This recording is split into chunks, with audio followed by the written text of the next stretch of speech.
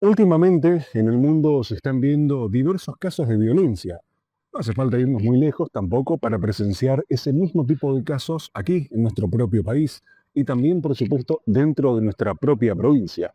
Es por eso que a través de esta primera edición de Vanguardia Social vamos a estar viendo, determinando y analizando algunos de los casos de violencia más comunes y también más famosos en estas últimas semanas, hablando con especialistas, hablando con la gente y también intentando entender un poco por qué se gesta esta violencia. Porque no solo viene por parte de personas comunes y corrientes. ¿Acaso todas aquellas personas que padecen algún desorden psiquiátrico, alguna enfermedad mental, terminan provocando algún hecho de violencia? Esa respuesta la tenemos acá en Vanguardia Social, a esa y a muchísimas otras preguntas. Quédate, porque a través de esta primera edición en Canal 5 Televisión vamos a responder todas tus dudas.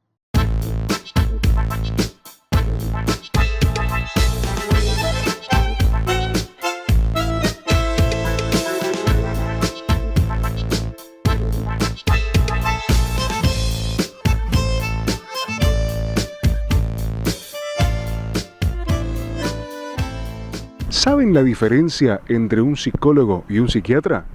Sí, los psiquiatras pueden medicarte, están autorizados para medicarte. Supongo que sí, el psicólogo hace, no sé, un tratamiento de seguimiento y un psiquiatra es médico que puede, como es, medicar inclusive. ¿Que los psiquiatras pueden medicar? Y es por eso que temas tan importantes como este que presentábamos más temprano nos lleva aquí al estudio de Canal 5 Televisión, en donde por suerte tenemos la gratitud de estar en presencia de un profesional en el área de la salud mental para tratar, bueno, estos ejes que principalmente nos traen aquí en Canal 5 Televisión en esta primera edición de Vanguardia Social. Estamos con el doctor Fernando Abelenda, médico, psiquiatra, psicólogo. Bueno, usted sabrá presentarse mejor, doctor. ¿Cómo está? Claro. Un gusto. ¿Cómo ¿Qué anda? tal? ¿Todo bien? Muy bien, muy bien. Contento de estar acá. Bueno, igualmente nos gusta su presencia. Cuéntenos. Mira, yo soy médico de origen, pero en algún momento puse todo mi especialidad, llamémoslo así, en el psicoanálisis, ¿no? Que el psicoanálisis no es una rama de la medicina, no, o sea, soy psiquiatra también, pero el psicoanálisis no es una rama de la medicina, es una rama que tiene como una disciplina donde están psicólogos, médicos, siempre hay una confusión en eso, ¿sabes? Bien, sí, sí. La verdad que inclusive hoy por hoy, estando en los medios de comunicación, hay uno que tiende a confundirse psicólogo con psiquiatra. Claro. Los psicólogos son yo soy profesor de la Facultad de Psicología, soy titular de la Cátedra de Adultos 2 de Psicología de la UCE, en el Chaco. Pero soy médico, ¿me entendés? O sea, Claro. que es todo mezclado. Y bueno, después está la psiquiatría, que es la rama de la medicina. La psiquiatría es una especialidad dentro de la medicina. Yo también soy eso. Que tenía una vida normal, una familia feliz, fotos constantemente de sus hijos, de compartir momentos, sus nacimientos, sus viajes, su vida cotidiana. Que ella en el último tiempo había cambiado mucho su personalidad. La pregunta es si esto podría estar asociado a la patología o al discontinuar la medicación, porque le llamaba la atención que había habido en ella un cambio radical. Lo marcaron los vecinos. Los vecinos incluso, ¿No? o sea, era algo muy evidente. Más o menos ya tenemos una idea de cuáles son los temas que queremos tocar. Bueno. Y es en general la violencia y por qué florece tanto, o al menos por qué parece que florece tanto hoy en día aquí en Argentina. No vayamos muy lejos, hace poco más de un mes hemos tenido casos en Ramos Mejía, en Villa Urquiza, en Ezeiza, distintos hechos de violencia en donde hubo una persona, un partícipe principal, que parece que sufrió algún tipo de ataque o de brote psicótico, como se suele decir habitualmente, usted me corregirá, y terminó, bueno, por acabar con la vida de toda su familia. Son varios los casos. Ahora, yo le pregunto, desde una ignorancia que podría tener cualquier persona, ¿por qué sucede esa violencia? ¿Cómo florece? Claro. Bueno, en ese caso, en el caso ese que comentás, decís bien, es un caso de psicosis, es lo que aparece. Yo no conozco exactamente la intimidad del caso porque no ha sido mi paciente, digamos. Pero sí te puedo decir que tiene todo el aspecto de ser una psicosis, ¿no? Y en la psicosis se da lo que los psicoanalistas llamamos pasaje al acto, sería, ¿no? O sea, hay un momento donde el sujeto parece que se siente como abrumado por todo, escucha voces, siente que el mundo está contra él, eso se llama la paranoia, o sea, se siente perseguido, y en algún momento explota y hace un pasaje, lo que se llama el pasaje al acto, que es cuando, por ejemplo, el pasaje al acto asesino, que es que puede matar a su familia, ¿no? Ahora le pregunto, todo aquel que tenga esas paranoias, no deriva siempre en eso. No, por eso que llamar tanto la atención, porque son casos aislados, son casos Bien. muy aislados, ¿no? Cuando hablamos de esos casos aislados, ¿existe algún patrón común? Porque, por ejemplo, en el incidente de Villa Crespo, donde esta mujer mató a su marido, a sus hijos cuando estaban durmiendo, el pronóstico, mejor dicho, los antecedentes, daban a entender que esta mujer estaba tomando una medicación y que en algún momento dejó de tomarla. Claro. Bueno, la mujer también se mató. Claro. Ella también se mató. Sí, dato no menor. Bueno, en el tema ese es un tema distinto al caso ese donde en la psicosis explota a alguien y mata a su familia, digamos, y no se mata a él. Creo que ella misma minimizó la situación y en estos casos yo creo que una persona, lógicamente, estás enfermo de la cabeza y haces cosas insanas. Empezás a querer manejar situaciones que son inmanejables, tratás de que el otro para que no se preocupe, porque debe ser muy difícil para una madre de familia hacerse cargo de que estás mal de la cabeza. Mi hermana no pudo con eso porque siempre fue la super Laura, mi hermana fue la super Laura. Creo que cargar con eso, con las expectativas ajenas, es también todo un tema. ¿En tu infancia tuviste algún problema o en tu vida en general tuviste que atravesar algún momento complicado? ¿Crees que eso te forjó el carácter de lo que sos hoy? Sí, por supuesto, la vida te va forjando, pero gracias a Dios no tuve momentos muy complicados, como todo el mundo. Sufría mucho bullying en realidad en mi infancia. Toda la primaria hasta secundaria de tercer año. Sufrí bullying y eso es lo que más me marcó al ser un poco más reservada, con un carácter más fuerte, por decirlo así. Yo creería que sí. Nunca tuve ningún inconveniente el cual me lleva a un momento de tristeza. ¿Y crees que todas esas experiencias que tuviste a lo largo de tu vida forjaron el carácter de la persona que sos hoy? Sí, totalmente. Lo que no te mata te fortalece. Una persona que no tuvo ningún problema en su vida, de la nada, porque sí padece una depresión terrible. Claro. Y es claro. ahí cuando uno se hace la pregunta. Es que lo que pasa es que es muy fea una vida que no te pasa nada, ¿viste? Bueno, también, claro. Ahora le pregunto, ¿no? Como antes se sigue diciendo, el trauma forja el carácter. ¿Es así? Y un poco sí, o sea, te quiero decir que la historia personal, o sea, por ejemplo, si vos le preguntás a cualquier profesional, ¿no? Bueno, tuvo que pasar por estudiar, por rendir exámenes, no es nada agradable eso, es duro, ¿no?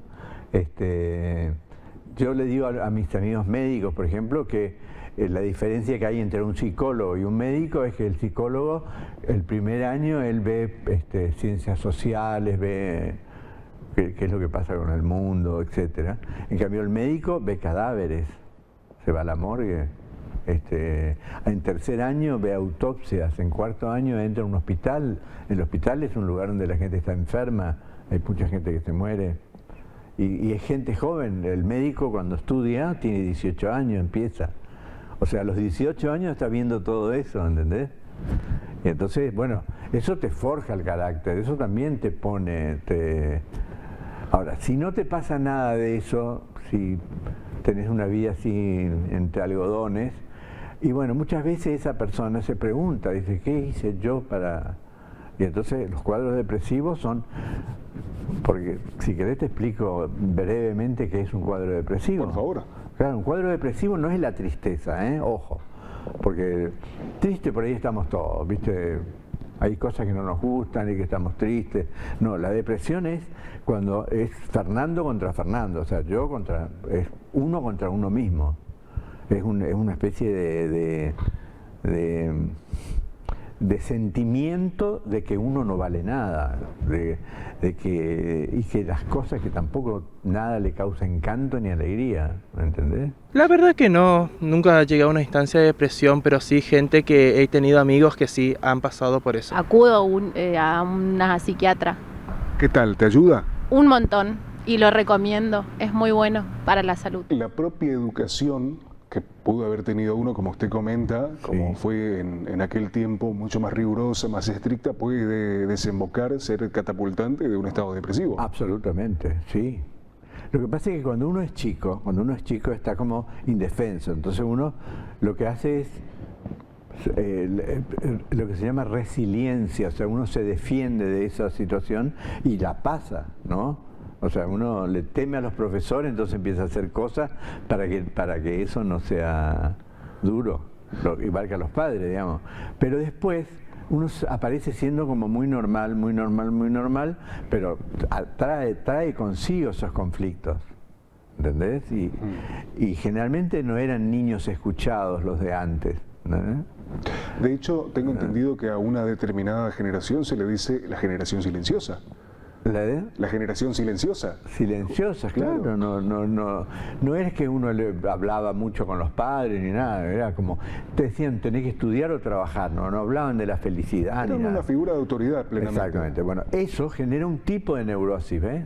Es un tipo de neurosis, cuadro depresivo. Pero también está lo otro, lo contrario, o sea que como en algún momento eso fue cuestionado, muy cuestionado, esa educación, nos pasamos de rosca, nos fuimos al otro lado, y entonces ya aparecen los padres sumamente permisivos. Y entonces le dicen a los chicos, tenés que disfrutar, tenés que ser feliz, tenés que elegir lo que vos querés. Por ejemplo, esta frase, tenés que ser feliz. Nuestros padres no usaban eso. No te decían, yo quiero que vos seas feliz, mi hijo, ¿no? Se suponía que ibas a ser feliz si trabajabas o estudiabas, digamos. Claro. Eso era. Pero no. Y fíjate vos, te voy a dar un ejemplo para que vos veas cómo eso influye y es duro. Los Rolling Stones, una banda emblemática, digamos, quizás, cuando eran muy jóvenes tenían todo, tenían dinero, fama, todo lo que una persona puede desear, ¿no? El mundo entero a sus pies sería. Y escriben una canción que es emblemática, que se llama I Can Get No Satisfaction.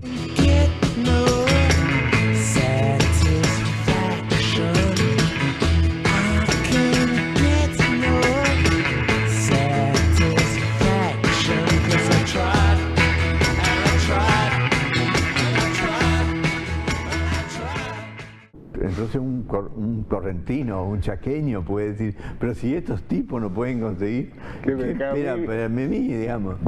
¿No? Claro. Entonces el ser feliz, o sea, la felicidad es una construcción, es algo que uno va a buscar en su vida, y cuando se aparece como una imposición, es como uno está todo el tiempo tensionado que tiene que ser feliz y no es tan fácil, ¿no? Y cuando se habla de esa felicidad, de esa construcción que uno quiere hacer, y me gustó mucho ese tema que tocó de el otro lado de la moneda, ¿no? De pasarse de rosca. Hoy a los niños se les dice, vos tenés que ser feliz, tenés que hacer lo que vos quieras, que te haga feliz. En la búsqueda de esa felicidad, y ahora vendría a ser un análisis muy extenso, ¿no? Porque hoy por hoy tenemos nuevas tecnologías, nuevos modos de vivir que nos hacen ver la felicidad de otros y nos comparamos, ¿o no? Claro. Lo que pasa es que ahora, digamos, antes era así, digamos. Hace poquito leí un posteo de un médico que justamente es mi hermano de Buenos Aires, es médico en un hospital alemán, Y él decía que en algún momento el capitalismo era explotado por el capital, ¿no? El capitalismo. En el comunismo era explotado por el Estado, teóricamente, ¿no? Explotado por el Estado. Pero ahora la explotación es de uno mismo está como exigido a todo. Tienes que, no sé, tenés que escuchar música, tenés que... el tema del celular es tremendo, eso se produce lo que los analistas llamamos alienación, o sea que vos agarrás el teléfono y te pones a mirar y de golpe empezás a ver un video y otro, que ni siquiera sabés si tenés ganas de verlo. Claro. ¿Entendés? En muchas ocasiones uno agarra el teléfono de manera automática y va a una aplicación sin pensar, es automático, es un mecanismo automatizado. Automatizado. Entonces, por ejemplo, la lectura, que es un antídoto, para mí es un antídoto. Yo me defiendo así, ¿viste? A veces lo que hago es, me comprometo con una novela y entonces me pongo a leer, y está la tentación siempre del celular o de la tele o del... porque es como si el teléfono te dijera, tenés que mirarme. Claro. Es así. Claro, y todo esto... Nos desviamos, pero porque es un tema tan rico del que hablar, pero todo esto nos lleva a una de las primeras preguntas, ¿no? Estos hechos de violencia, vamos a tomar todo lo que hablamos, ¿no? La búsqueda de la felicidad, la crianza en algunas veces estricta, en otras veces muy libre. Muy laxa, exactamente. Tomemos todo eso, juntémoslo en una bolsa, vamos a sacudir un poco. Claro.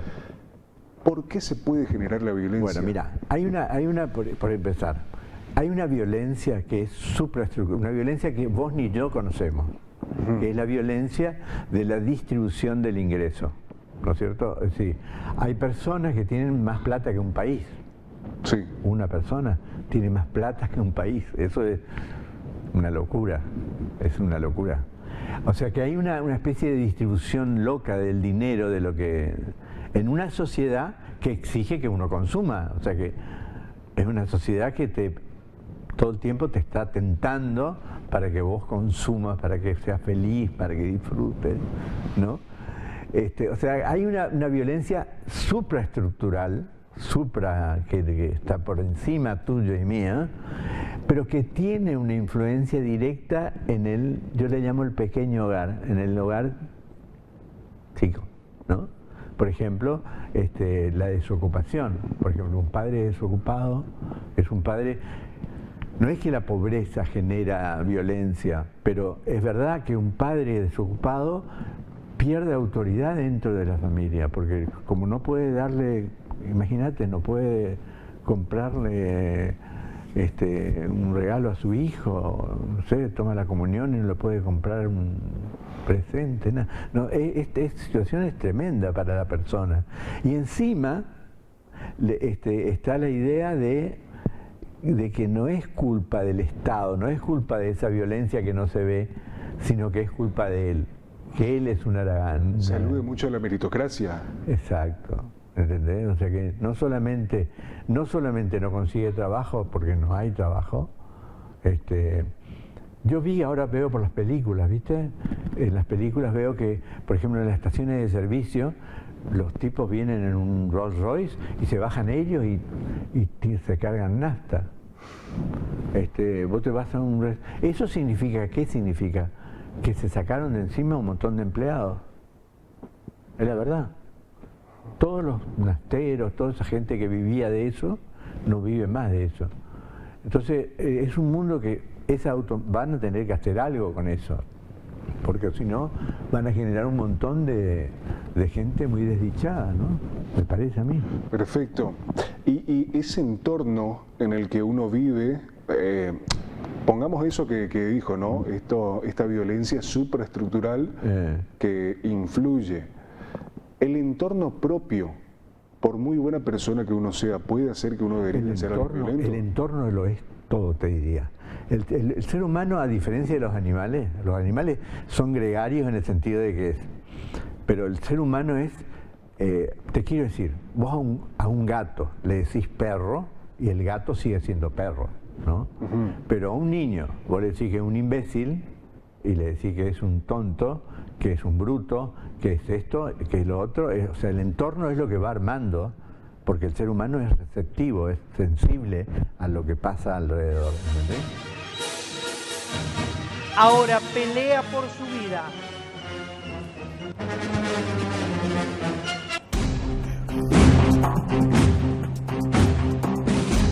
Y este es el rostro de la víctima. Seguimos repitiendo, se siguen repitiendo estas situaciones de violencia, de ataques grupales, peleas a la salida de boliches, de fiestas, como fue en este caso el domingo a la mañana en Lomas de Zamora. Esa es una respuesta interesante también, una respuesta que se da al tema de la violencia actual. Se pone de moda, es como una especie de... se pone de moda la crueldad. O sea que si vos no tenés trabajo es culpa tuya, entonces embromate, ¿viste? Nadie te ayuda. No, pará. Nunca fuimos así. No es ser humano eso, ¿entendés? Entiendo. No se trata de una religión, se trata de una humanidad, ¿no? Si es discapacitado, y bueno, mejor que no viva, digamos. Porque es una locura, ¿me entendés? No, además ahora uno está tan susceptible, receptivo, expuesto a, de nuevo, este aparatito, el teléfono, a agarrar el teléfono, ver que subiste una foto y cualquiera te puede comentar cualquier cosa. Sí. Esa violencia también propia de los medios de comunicación, sí, redes sociales y demás, también forman parte del entorno. Sí, totalmente, ¿no? Y aparte se usa eso en los colegios, por ejemplo, por ahí los chicos hacen el famoso bullying, que bullying es cuando un chico tiene algún problema, entonces el resto lo carga, lo humilla, es un modo de abuso sería, ¿no? Pero a veces se usa hasta el celular, o sea, usando las redes para bardear a un chico, por ahí los padres, imagínate, los padres cuando se encuentran con eso es tremendo. Doctor, ese tema también es interesante, ¿no? La violencia que se gesta, porque, bueno, tal y como por todo lo que está diciendo, uno no, bueno, me imagino que sí, si hay alguna predisposición genética o algo por el estilo, pero uno en general no nace siendo violento, ¿o sí? Mira, el ser humano, yo te voy a decir lo que yo pienso. Yo pienso que el ser humano tiene como una violencia, el chico hay una maldad infantil, si querés, ¿viste? Si uno ve a los chicos vas a ver que son bravos, ¿viste? Sí. ¿No? Pero para eso está la escuela, está la familia, está la sociedad, que lo que va haciendo es lo que se llama la educación, digamos. La educación es hacerlo, que bueno, que si vos estás enojado no quiere decir que le vas a pegar a alguien, ¿viste? Eso es un poco... Entonces, hay como... Por supuesto, hay distintas teorías, ¿no? Hay gente que piensa que uno nace muy buenito, y otros que no. Me remonta a una pregunta que siempre se pone como eje principal en películas, series y demás, o en cosas de ficción, si el asesino nace o se hace, por ejemplo. Claro. Yo creo que es verdad que, ya te digo, son todas hipótesis, son todas hipótesis. O sea, hipótesis que no tienen una comprobación exacta. Pero que es verdad que hay familias que son familias bastante interesantes en cuanto a la formación de los chicos, y dentro de esa familia aparecen alguien que no es receptivo de eso y salen violentos, salen muy agresivos, terribles. Y retomando el tema de las cuestiones psiquiátricas, ¿no? Como estos casos que habíamos comentado más temprano, le pregunto a usted como especialista, ¿qué se puede hacer, además de, bueno, el acompañamiento, la charla, como me comentaba más temprano, además de la medicación y demás, para, no digo evitar, porque me imagino que debe ser inevitable en algunos casos, pero sí suprimir, aletargar, tranquilizar un poco esta cantidad de casos que estuvimos viendo en estos meses, por ejemplo? Claro, yo creo mucho en la función del Estado, ¿sabes? por ejemplo, la escuela pública, que estuvo muy atacada últimamente, la escuela pública es el lugar donde uno se encuentra con los otros chicos, ¿no? Entonces, en la escuela, yo creo, incluso yo tengo una idea que sería, que antes se usaba, que es que, por ejemplo, que me inviten a mí a ir a una escuela, a un tipo. Yo estoy escuchando gente hace muchos años, y muy en contacto con la gente, con la violencia y con todo eso. Bueno, yo puedo ir a un colegio y hablar con los chicos, por ejemplo, ¿no? O sea, abrir la escuela, pero sobre todo la escuela te pone en contacto hay familias que son muy violentas, ¿no? Entonces el chico cuando habla y el padre le pega, en la escuela no es así. Él no puede, si otro chico habla, él no le puede pegar. Entonces él empieza a ver otra cosa. Por eso que el valor de la escuela, aparte que te enseña geografía, historia, amar a tu patria, etcétera, todo eso, también sirve para ver al otro chico, la otra familia. Si a vos te tocó una familia violenta, la escuela pública te muestra que hay otro modo de vivir. Nunca lo había visto así, por eso... Pero es un poco así. Sí. Vos ahí ves que hay, por ejemplo, es verdad que yo no hablaba con mis padres, pero habían padres que hablaban con sus hijos cuando eran chicos, ¿no? Ya en esa época. Entonces uno ve ahí y dice, pero a lo mejor eso produce después cambios en uno, ¿entendés? No.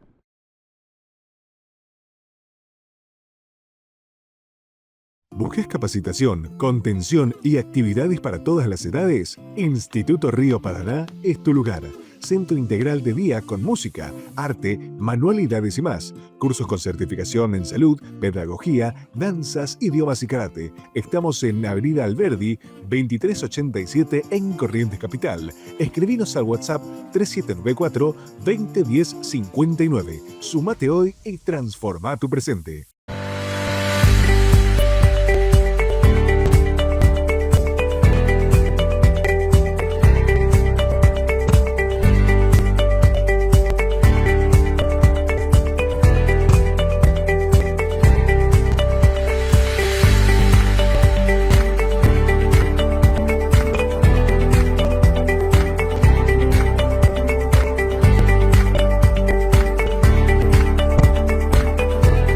Hola, buen día. Acá estamos con mi hermano José María. Estamos recibiendo la habilitación comercial. Queremos agradecer a Industria en Comercio y Media Yarda y contarles un poquito de cómo surgió este emprendimiento, que es un negocio familiar, que surgió en la necesidad de tener un ingreso para mi hermano más que nada, porque no tenía trabajo. Después nos empezó a ir medianamente bien y yo dejé mi trabajo y nos dedicamos de lleno al negocio.